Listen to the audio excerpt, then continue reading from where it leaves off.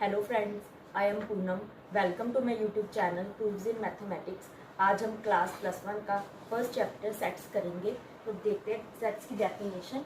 A set is a well defined collection of objects. वो collection जो well defined होगी उसे सेट बोलते हैं, ठीक है। जैसे सेट ऑफ नेचुरल नंबर्स है, सभी को पता है कि सेट ऑफ नेचुरल नंबर्स क्या होते हैं, 1 2 3 अप टू 6, ठीक है। तो that is a collection of set.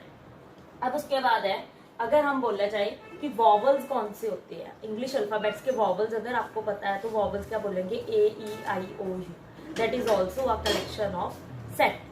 अब collection of best hockey players है, ठीक है। तो किसी के व्यूज कुछ और होंगे कि बेस्ट हॉकी प्लेयर कोई और है, तो किसी के व्यूज कुछ और होंगे, तो that is not a collection of set, ठीक है। अब सेट क्या होता है, that collection doesn't change from person to person. जो कलेक्शन चेंज ना हो पर्सन टू पर्सन को, उसे बोलती है सेट। अब इसके दो वेज है, ठीक है, रोस्टर फॉर्म और set builder form. Roster form होती है जिसको हम रिप्रेजेंटेड करते हैं listed by all elements with commas, जिसको हम कॉमा से लिखते हैं। जैसे अगर आपको बोला जाए कि 10 तक इवन नंबर्स लिखो, तो आप क्या लिखोगे, 2 4 6 8 10, ऐसे लिखा जाता है इसको। और जैसे हम बोले कि first 4 letters of English alphabet, तो ABCD लिखोगे, ठीक है। तो that are 2 examples of roster form. और रोस्टर फॉर्म को हम टैबुलर फॉर्म भी बोलते हैं, टैबुलर फॉर्म। अब उसके बाद है second example, set builder form. Set builder form क्या है, set represented by specifying the common property, ठीक है। इसमें हम कॉमन प्रॉपर्टी में कैसे लिखते हैं, x of x is equal to 2 and where n less than equal to n less than equal to 5। यही अगर मैंने लिखना है यही 2 4 6 8 10 को रोस्टर फॉर्म में तो ऐसे लिखूंगी, सेट बिल्डर फॉर्म में कैसे लिखूंगी। अब देखो 1 और 5 के बीच में कौन कौन से नंबर आते हैं, 1 2 3 4 5 तक नंबर्स आते हैं। 1 पुट किया तो 2 आंसर आ गया, 2 पुट किया तो 4 आंसर आ गया, 3 पुट किया तो 6 आंसर आ गया, 4 पुट किया तो 8 आंसर आ गया, 5 पुट किया तो यहाँ पे 10 आंसर आ गया, क्योंकि मैंने यहाँ पे लिख लिया कि मैंने 5 से आगे नहीं जाना। तो दोनों एग्जांपल्स एक ही हैं, बट ये है रोस्टर फॉर्म और ये है सेट बिल्डर फॉर्म। अब उसके बाद सेकेंड एग्जांपल, इसी को मैं ऐसे भी लिख सकती हूँ, x of x is an even natural number less than 11। Even natural number 11 से कम कम वाले, वैसे तो नेचुरल नंबर्स 1 2 3 4 5 6 7 8 9 10 तक होते हैं, बट मैंने इवन लिख दिया तो 2 4 6 8 10। अब उसके बाद है फाइनाइट सेट। फाइनाइट सेट वो होता है जिसमें फाइनाइट नंबर ऑफ एलिमेंट्स हो, ठीक है। जैसे 1 3 5 7, इसमें 4 ही एलिमेंट्स है, मुझे पता है कि मेरे 4 एलिमेंट्स ही रहेंगे, तो ये है फाइनाइट सेट। अब उसके बाद सेकेंड एग्जांपल है, x of x is a natural number less than 20। 20 से कम कम नेचुरल नंबर, मुझे पता है कि मेरे नेचुरल नंबर 20 तक खत्म हो जाएंगे, ठीक है। मैंने क्योंकि लेस देन का साइन डाल दिया, उसमें 20 काउंट नहीं होगा क्योंकि मैंने इक्वलिटी नहीं डाली, तो 19 तक मेरे सारे नंबर्स आ जाएंगे, तो that is also example of finite set. अब इसके बाद है इनफाइनाइट सेट। इनफाइनाइट सेट क्या होता है, a set having infinite number of elements. वो सेट जिसमें इनफाइनाइट नंबर ऑफ एलिमेंट्स हो, उसका हमें एंड ना पता हो, that are a infinite set. जैसे set of natural numbers 1 2 3 4 5 up to so, हमें पता नहीं है कि ये कहाँ पे स्टॉप होते हैं, तो दैट आर इनफाइनाइट सेट। उसके बाद है सिंगलटन सेट। सिंगलटन सेट, अ सेट हैविंग सिंगल एलिमेंट, जिसमें सिर्फ एक ही एलिमेंट हो, that is a singleton set. अब फर्स्ट एग्जांपल है 1, तो 1 इज अ सिंगलटन सेट।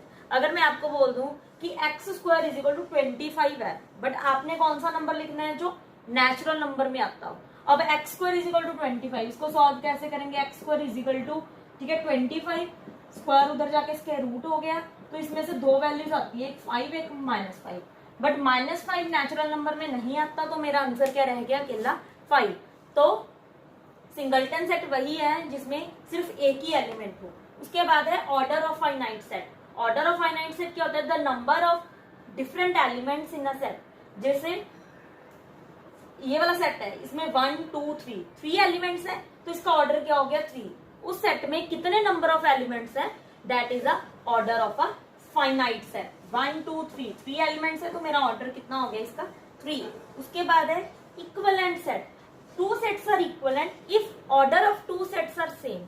अगर दोनों सेट्स का ऑर्डर सेम होगा तो हम उसको बोलेंगे ऑर्डर इक्विवेलेंट सेट। जैसे एग्जांपल है a इज इक्वल टू 1 2 3 और b इज इक्वल टू 12 13 14 है, एग्जांपल है, ठीक है। a में 3 एलिमेंट्स है और बी में भी 3 एलिमेंट्स है, बट ये नहीं देखना कि नंबर ऑफ एलिमेंट्स चेक करना है, बट ये नहीं देखना कि आपके एलिमेंट्स प्रॉपर सेम है कि नहीं। जैसे इसमें 1 2 3 है और इसमें 12 13 14 है, जस्ट काउंटिंग करनी है कि इसमें 3 एलिमेंट्स और इसमें भी 3 एलिमेंट्स हो, तो दैट आर इक्विवेलेंट सेट्स। उसके बाद है इक्वल सेट्स।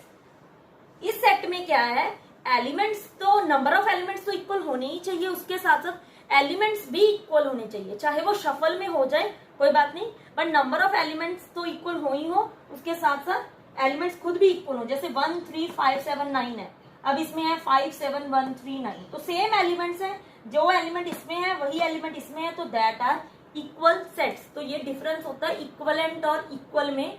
इक्वल में एलिमेंट्स भी सेम होने चाहिए और ऑर्डर भी सेम होना चाहिए, बट इक्वलेंट में सिर्फ ऑर्डर सेम होना चाहिए। अब इसके बाद है next definition, subsets. If every element of A is also an element of B, then A is a subset of B. अगर किसी सेट का सारे एलिमेंट्स दूसरे सेट में आ जाए तो हम बोलेंगे E is a subset of B. For example, जैसे इसमें A में 2 4 6 है और B में क्या है 2 3 4 5 6। अब देखो A में 2 एलिमेंट है, वो B में भी है। अब 4 एलिमेंट A में है, वो B सेट में भी है। 6 एलिमेंट A में है, वो B एलिमेंट में है, तो then A is a subset of B। ठीक है, एक होता है कि बिलोंग, एक होता है सबसेट।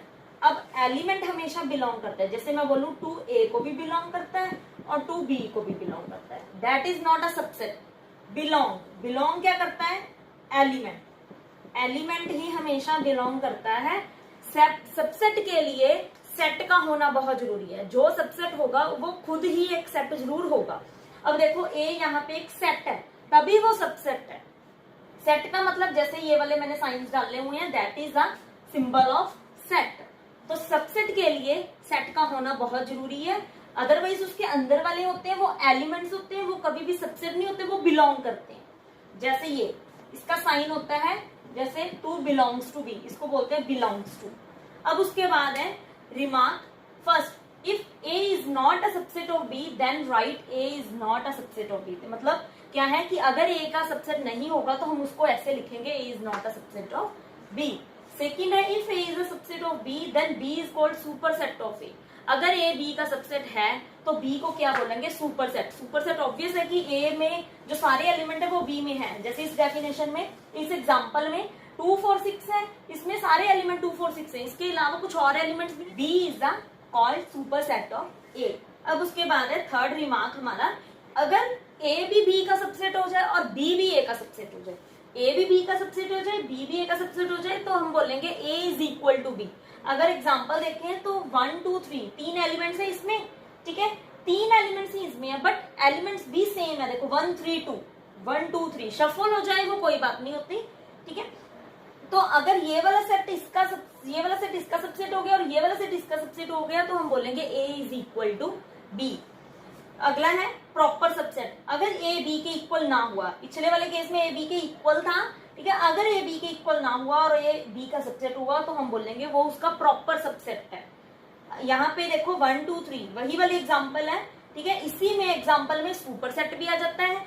A B का प्रॉपर सेट हो गया और B A का क्या हो गया, सुपर सेट हो गया, क्योंकि B में कुछ एक्स्ट्रा एलिमेंट्स नहीं है और प्रॉपर सबसेट में A या जो उसके सारे एलिमेंट्स अगर B में आ जाए तो बोलेंगे प्रॉपर सबसेट। एक और बात, सेट में कभी भी शफल हो जाए वो इससे कोई फर्क नहीं पड़ता। फर्क किससे पड़ता है कि एलिमेंट सारे के सारे वही हों। इक्वल सेट्स में भी जैसे एलिमेंट सारे के सारे वही हों, जैसे 3 इधर है और 3 यहाँ पे सेंटर में आ गया, तो इससे कोई फर्क नहीं पड़ता, पर एलिमेंट सारे होने चाहिए। तो these are the remarks. Next topic है कि सबसेट, अगर आपको कोई सेट गिवन है तो सबसेट्स कैसे लिखते हैं। हमें सेट गिवन है 1 2 3 4, इसके सबसेट्स कैसे लिखेंगे। 5 तो सबसेट होता ही होता है, और उसके बाद हम सिंगलटन सेट से स्टार्ट करेंगे 1 2 3 4, फिर हम 2 2 पे पेयर से लिखेंगे, 1 के साथ 2, 1 के साथ 3, 1 के साथ 4, 1 के साथ 2 के साथ 3, फिर 2 को फिक्स कर लिया, 2 के साथ 4, अब 3 को फिक्स कर लो, 3 के साथ 4। इसमें ये नहीं लिख सकते कि 3 4 लिख दिया तो 4 3 भी लिखेंगे, या 2 3 लिख दिया तो 3 2 भी लिखेंगे, या 1 3 लिख दिया तो आप 3 1 भी लिखेंगे, वो सेम ही होता है, शफल की कोई बात नहीं होती। तब उसके बाद देखो हम 3 3 के लिखेंगे पेयर। 1 को मैंने फिक्स कर दिया, पीछे वाले नंबर्स को 2 3 लिख दिया, फिर 1 को फिक्स कर दिया, 2 4 कर दिया। ऐसे आपके कोई भी नंबर्स छूट नहीं जाते। अब उसके बाद देखो 1 को मैंने फिक्स किया हुआ है, 3 को साथ मैंने 4 के साथ लिख दिया। अब उसके बाद 2 को मैंने फिक्स कर दिया, अब उसके बाद 3 4 लिख दिया। अब मेरे 3 वाले सारे पेयर्स हो गए, तो मेरा लास्ट वाला कौन सा है, इटसेल्फ, दैट इज 1 2 3 4। अब ये तो आगे सारे सबसेट्स। अगर मैं इन्हीं सबसेट्स के यहाँ पे ब्रैकेट लगा दूं, यहाँ पे और यहाँ पे, तो ये क्या बन गया, सारा का सारा मेरा पावर सेट। ये वाला पावर सेट, ये एस गिवन था तो ये उसका पावर सेट बन गया पी ऑफ एस। अगर मैं ब्रैकेट्स लगा दूं, अगर मैं ब्रैकेट्स नहीं लगाती तो ये वाले सारे मेरे सबसेट्स हैं। इसका मतलब अगर मैं सबसेट्स को ऐसे ब्रैकेट से क्लोज कर दूं तो ये मेरा पावर सेट बन जाता है। अब हमने चेक करना है कि इसके नंबर ऑफ एलिमेंट्स कितने होते हैं। सबसे पहले चेक करो कि इसमें पावर सेट में कितने एलिमेंट्स हैं। 1 2 3 4 5 6 7 8 9 10 11 12 13 14 15 16 एलिमेंट्स हैं, तो मैंने यहाँ पे लिख दिया 16 एलिमेंट्स। अब हम फॉर्मूला चेक करते हैं कि क्या इस पे फॉर्मूला लगता है। तो देखो फॉर्मूला कहता है 2 की पावर ऑर्डर, जितने ऑर्डर होंगे, मतलब जितना इस सेट का ऑर्डर होगा उसको 2 की पावर में लिखना है। इस सेट का ऑर्डर देखो 1 2 3 4 एलिमेंट्स है, ठीक है। तो इसका ऑर्डर कितना हो गया 4, तो 2 की पावर 4, उसको सॉल्व करोगे तो कितने एलिमेंट्स आ जाते हैं, 16 एलिमेंट्स। तो हमने चेक भी कर लिया, तो हमारे 16 एलिमेंट्स है। तो ऐसे हमें पता चल जाता है कि number of elements in subset कितने होते हैं। उसके बाद है कंपेरेबल सेट। कंपेरेबल सेट क्या होता है, अगर दो सेट में से एक भी दूसरे में कंटेन्ड कर जाए, सबसेट हो, एक भी दूसरे का सबसेट हो या फिर दूसरा पहले का सबसेट हो, तो हम उसको बोलते हैं कंपेरेबल सेट। एग्जांपल है हमारी ए में 1 2 3 एलिमेंट है और बी में 1 2 3 4 है। अब यहाँ पे ए बी का सबसेट है, क्योंकि इसके तीनों एलिमेंट्स इसमें हैं, तो ए बी का सबसेट हो गया। दोनों में से एक कंडीशन होल्ड करनी चाहिए, और लिखा है दोनों में से एक कंडीशन होल्ड हो रही है। यहाँ पे हमारी ए बी का सबसेट है, तो A and B are comparable sets. So these are all the definitions of sets. Thank you for watching my video.